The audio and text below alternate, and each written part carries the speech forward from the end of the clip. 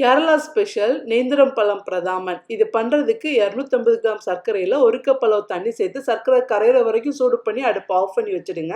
நல்லா அகலமான பாத்திரத்துல 1/4 கப் அளவு நெய், இது கூடவே 2 டேபிள் ஸ்பூன் அளவுக்கு ஸ்லைஸ் பண்ண தேங்காவும் சேர்த்து தேங்காய் நல்லா கலர் சேஞ்ச் ஆனதும் எடுத்து தனியா வச்சுக்கலாம். இதே நெய்ல கொஞ்சமா கேஷ்யூஸ் அப்புறமா ட்ரை கிரேப்ஸும் போட்டு ரெண்டையுமே நெய்ல வறுத்து எடுத்து தனியா வச்சுக்கோங்க.